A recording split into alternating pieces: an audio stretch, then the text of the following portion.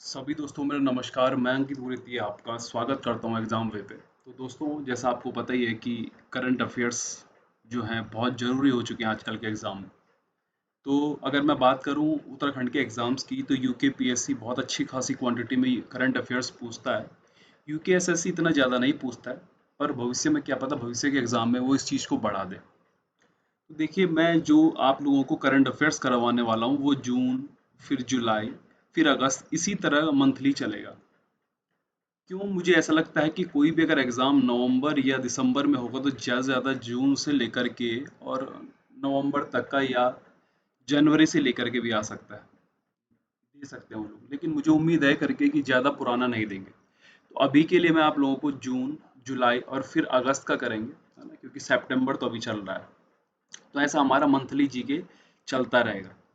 तो उत्तराखंड का ज़्यादा करंट अफेयर्स नहीं होता, थोड़ा बहुत होता है, लेकिन वो मिलता नहीं है। कोई न्यूज़पेपर में थोड़ी सी कटिंग मिल जाएगी, कहीं पे कुछ लिखा हुआ मिल जाएगा। तो उसी के बिहाफ पे मैंने ये हैंड रिटन में करंट अफेयर्स लिखे हैं आपको।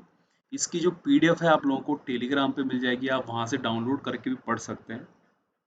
और इस सेशन में भी मैं वही सवाल आपको, मतलब वही क्वेश्चन जो उनको करवाऊंगा, उनके साथ में कुछ एक्स्ट्रा नॉलेज की जो बातें वो आपको बता दूंगा।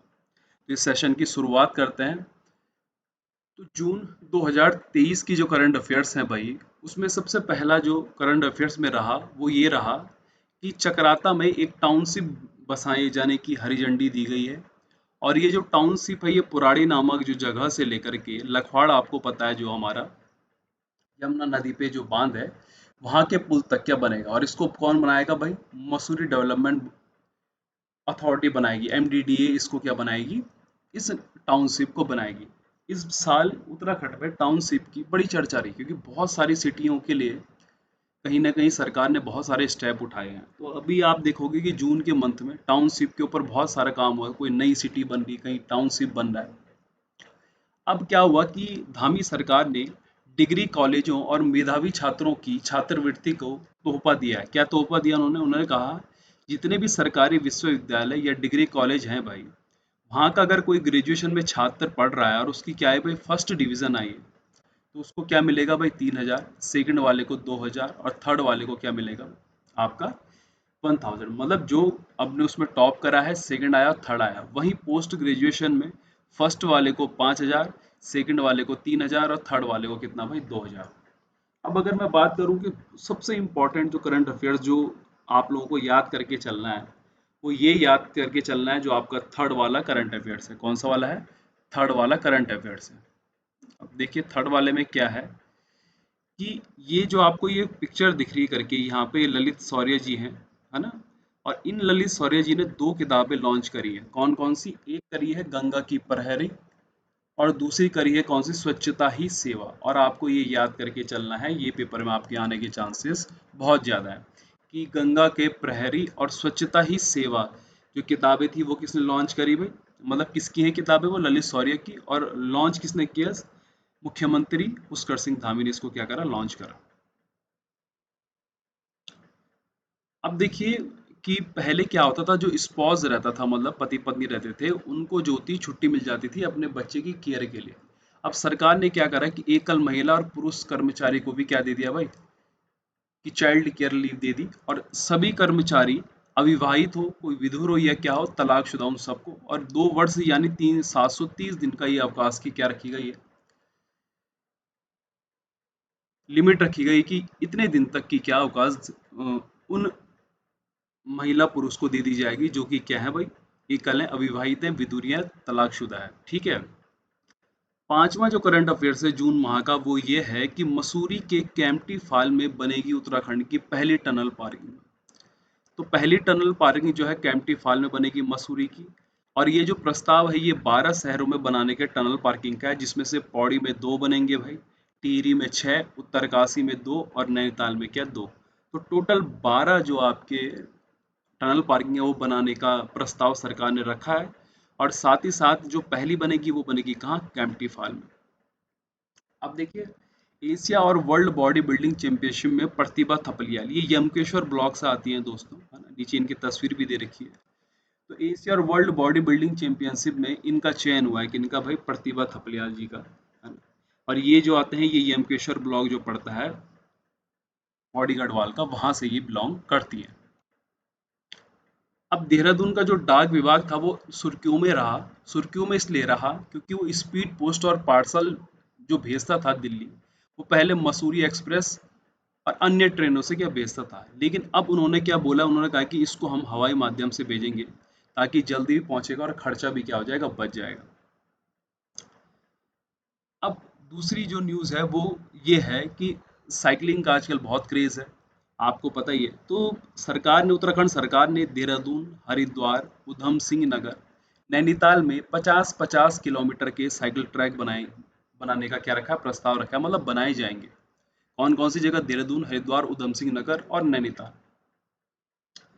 अब क्या हुआ कि अभी आपको पता है कि डोईवाला में बहुत विरोध चल रहा था, है ना, एक चीज को लेकर कि ये खबरें थी कि वहां क्या बन रहा है कि एरो सिटी बन रही है, तो ये सचमुच में बन रही है।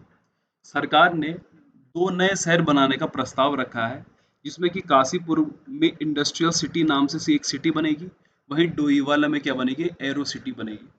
और यहाँ पे ये प्रस्तावित 8 शहर मैंने आप लोगों के सामने बता दिए कि यहाँ पे क्या चीज़ें बन रही हैं, आप इनको पढ़ सकते हैं कि दून, पाउंटा साहिब, हावे, छरबा, सहसपुर में साइबर सिटी बनने का प्रस्ताव है।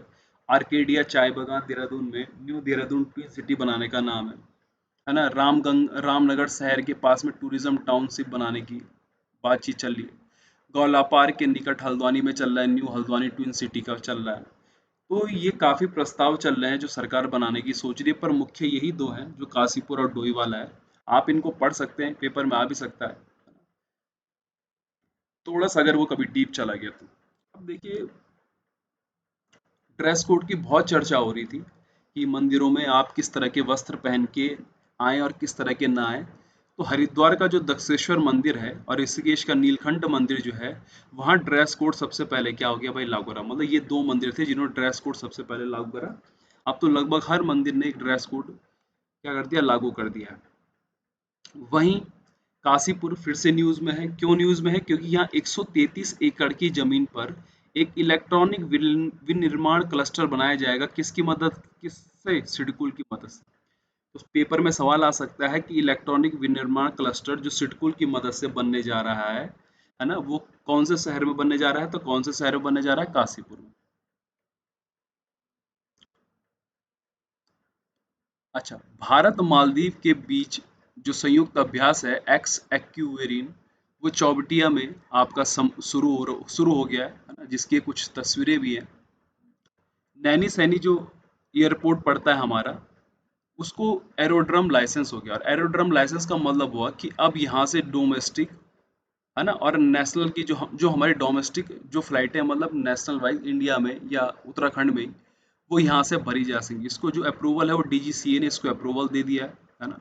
तो नैनी सैनी जो आपका एयरपोर्ट पड़ता है वहाँ पे से क्या है, उसको एरोड्रम के मिला, लाइसेंस मिला।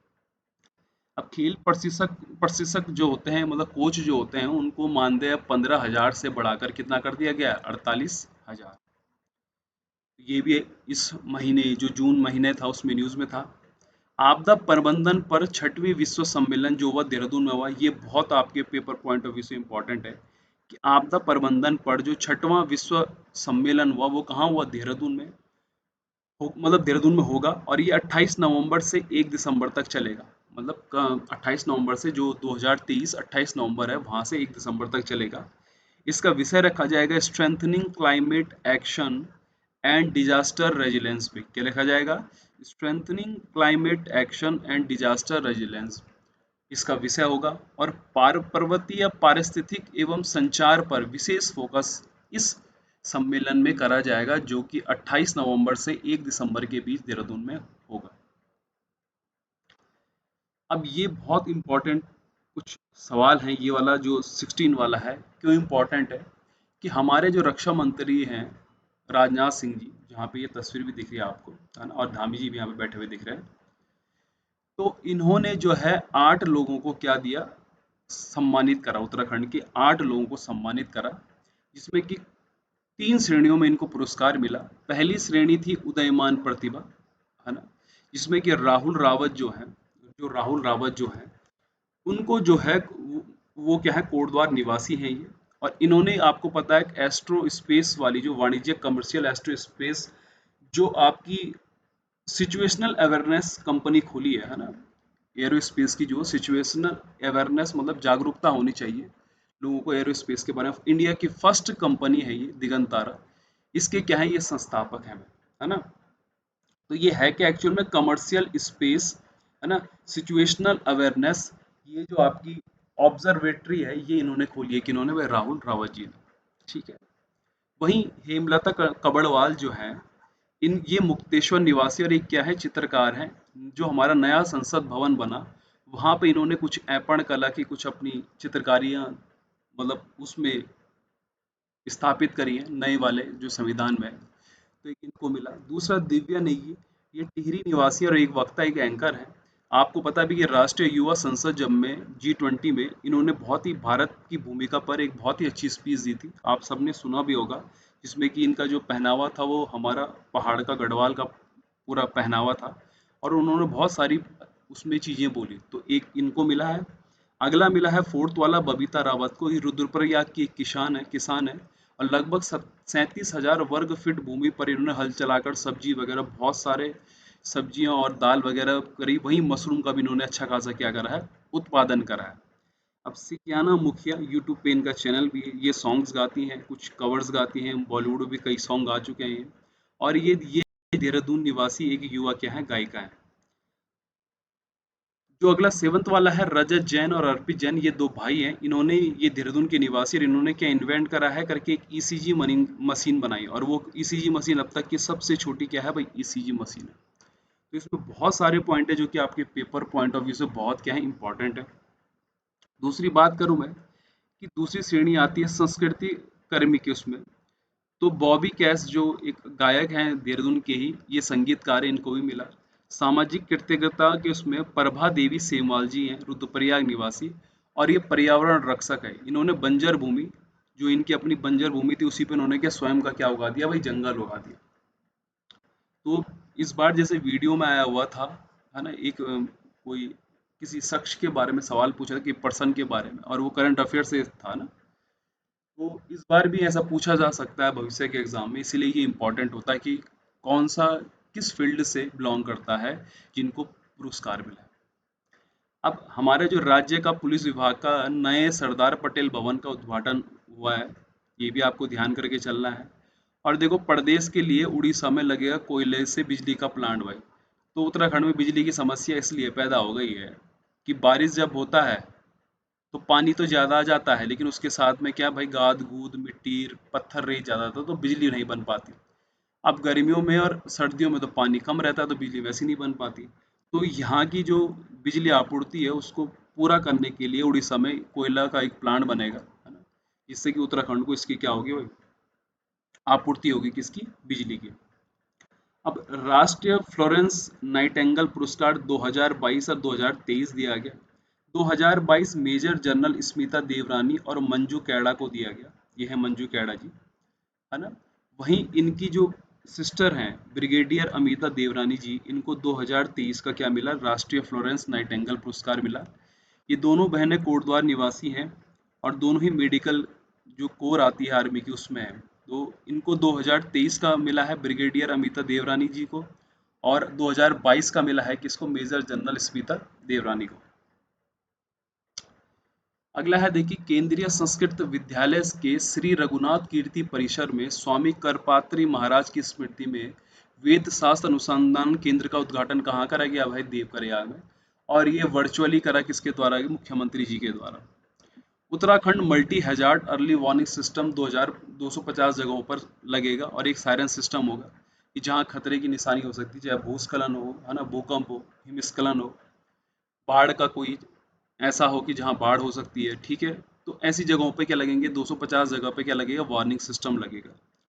साल के बीज बाजार में बेचने की एक योजना चल रही है सरकार के द्वारा, जो कि वनोपज जो किताब है उसके में एक नया अध्याय जोड़ने के लिए भी इसको रखा गया है।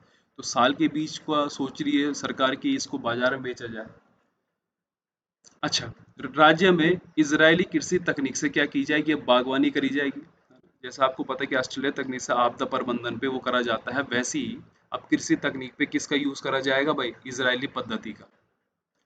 टिहरी गढ़वाल के नरेंद्र नगर में 3 दिवसीय G20 इंफ्रास्ट्रक्चर वर्किंग ग्रुप की तीसरी बैठक संपन्न हुई। आपको पता है कि G20 की मीटिंग्स उत्तराखंड में हुई थी। इनमें से एक मीटिंग जो है 3 दिवसीय वर्किंग कमेटी की, ये तीसरी बैठक जो थी G20 इंफ्रास्ट्रक्चर वर्किंग ग्रुप की, ये कहाँ संपन्न हुई? आपके नरेंद्र नगर में। उच्च हिमालय क्षेत्रों में स्थापित होंगे वेदर स्टेशन। वेदर स्टेशन बनाए जाएंगे और किसकी मदद से? भू सूचना विज्ञान अनुसंधान चंडीगढ़ के द्वारा ये सब करा जाएगा, है ना। और लास्ट में जो पॉइंट है वो ये है कि आपको पता भी, मैंने आपको से कहा कि अर्ली हैजार्ड सिस्टम बनेगा, है ना, multi hazard early warning system बनेगा कि भाई कहाँ पे खतरा ज़्यादा है। तो ऐसा क्यों हो रहा है? क्योंकि हिमस्खलन की बहुत सारी घटनाएं आपको देखने को मिलेंगी। जैसे 2022 के उत्तरकाशी में डोकरा माणी बामक ग्लेशियर में हिमस्खलन की चपेट में क्या 27% पर्वतियों की क्या हो गई थी? मौत हो गई थी। ऐसी 2021 में त्रिशूल चोटी पे भी हुई। तो इस तरह की घटनाएं आपको उत्तराखंड में बहुत देखने को मिलती हैं। तो इन्हीं को रोकने के लिए वार्निंग सिस्टम लगाने के लिए सरकार सोच रही है। तो इसमें